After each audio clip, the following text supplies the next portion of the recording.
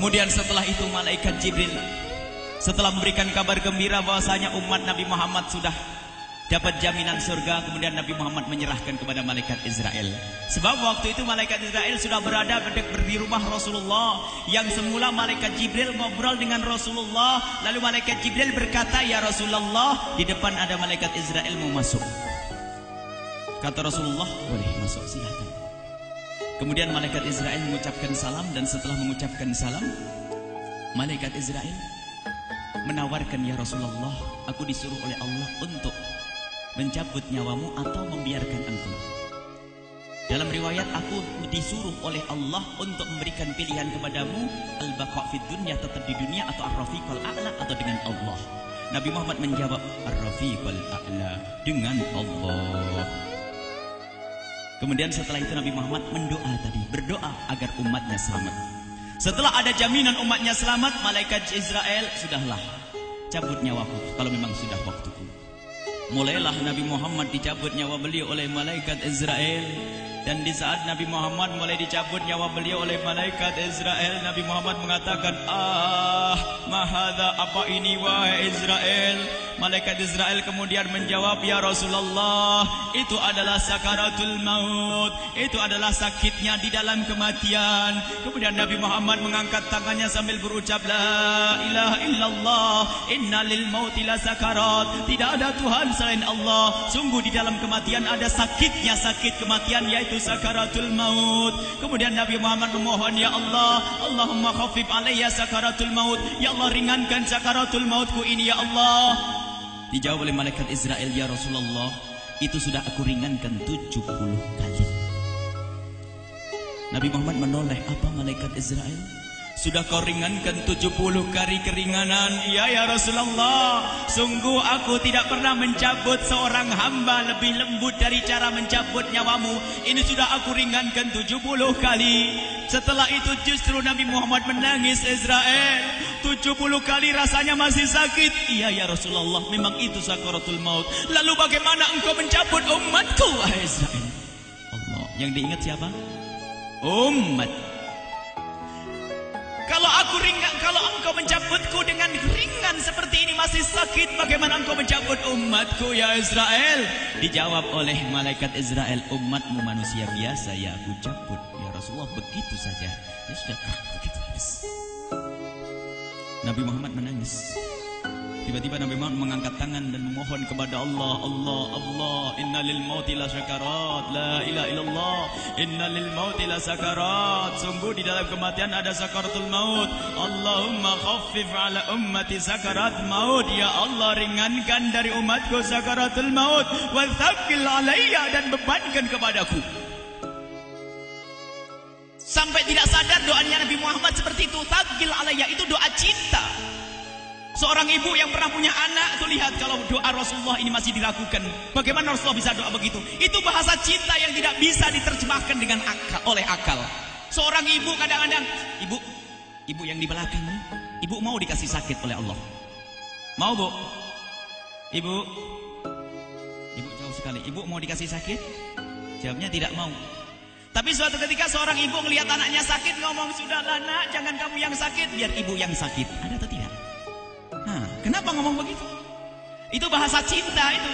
Tidak rela kalau anak ini sakit, biar aku saja yang sakit. Itu yang dirasakan Rasulullah. Sakaratul maut begitu sakitnya, membayangkan betapa sakitnya umat Nabi Muhammad di saat dicabut nyawa beliau.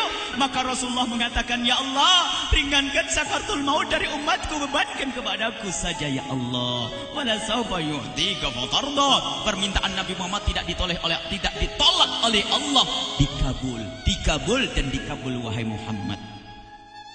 Sallu ala Nabi Muhammad.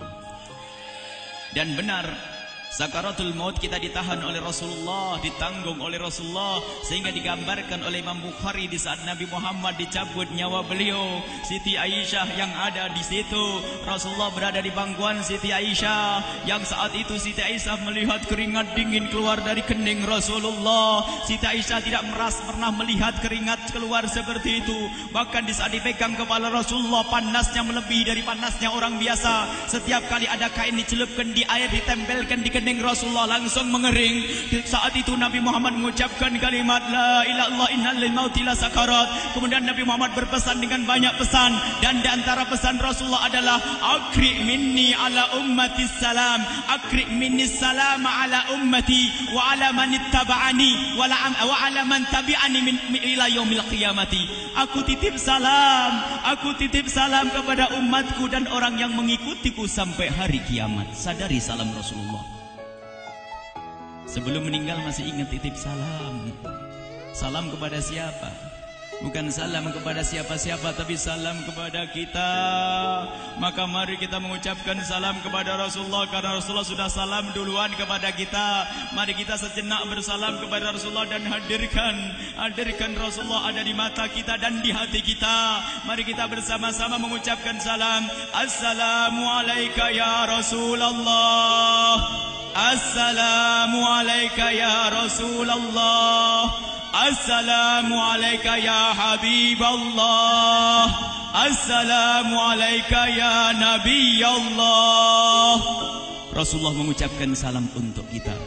Dan di saat itu Rasulullah keringat dingin keluar, maka oleh Siti Aisyah diusap. Oleh Siti Aisyah diusap, bayangkan saat itu Nabi Muhammad di pangkuan Siti Aisyah dan diusap oleh Siti Aisyah. Siti Aisyah berkata, keringat Rasulullah mengucur deras hingga aku usap, dan aku usap dengan tangannya Rasulullah. Diusap dengan tangannya Rasulullah. Siti Aisyah memegang tangan Rasulullah sendiri yang digunakan untuk mengusap keringat Rasulullah. Sahabat bertanya, Aisyah, kenapa harus dengan tangan Rasulullah tidak dengan tanganmu? Lihat jawab Siti Aisyah, karena tangan Rasulullah lebih lembut dari tanganku. Sallu ala Nabi Muhammad. Masih sempat nyanjung itu sahabat Nabi. Dalam keadaan begitu masih menyadari kelembutan tangan Rasulullah, jasad Rasulullah, kemuliaan Rasulullah sallallahu alaihi wasallam. Dan aku lebih menginginkan bahwasanya yang menyentuh jidat Nabi Muhammad adalah tangan yang paling mulia di dunia dan di akhirat. Siti Aisyah enggak berani menyentuhkan. Pengennya yang disentuhkan di kening Rasulullah adalah tangannya Rasulullah sallallahu alaihi wasallam. Kemudian setelah itu Nabi Muhammad merasakan sakit yang sangat untuk kita.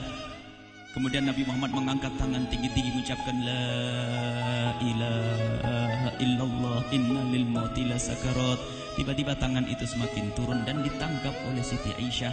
Dan di saat tangan itu jatuh di tangan Siti Aisyah, kemudian tiba-tiba paha Siti Aisyah merasakan berat kepala suci Rasulullah. Dan saat itu Siti Aisyah sadar bahwasanya Rasulullah sudah kembali kepada Allah Subhanahu wa taala. Sallu ala Nabi Muhammad. Siti Aisyah bingung di saat melihat seperti itu. Ditaruh pelan-pelan wajah Rasulullah. Sambil menangis lalu berkata, Rasulullah sudah meninggal. Para sahabat Nabi pada bingung. Sayyidina Ali tiba-tiba terduduk, nggak bisa berdiri. Sayyidina Utsman nggak bisa ngomong. Ada orang Sayyidina Zaid berkata, aku baru melihat Rasulullah. Setelah ini aku tidak mau melihat lagi selain Rasulullah. Ya Allah, butakan mataku. Aku tidak ingin aku kotori mataku dengan selain Rasulullah. Dan dibutakan oleh Allah. Bermacam-macam kejadian saat itu. Madinah heboh luar biasa dengan meninggalnya Rasulullah sallallahu alaihi wasallam. Dan sungguh meninggalnya Nabi Muhammad adalah menghidupkan hati yang mati kalau orang faham. Tiba-tiba Sayyidina Abu Bakar datang. Setelah Sayyidina Umar mengatakan, siapa yang mengatakan Muhammad meninggal akan aku penggal lehernya. Jangan seperti orang-orang Nabi Muhammad sekarang lagi pergi seperti waktu Musa pergi kepada Tuhannya, kepada Allah, nanti akan kembali kepada kita. Muhammad belum meninggal.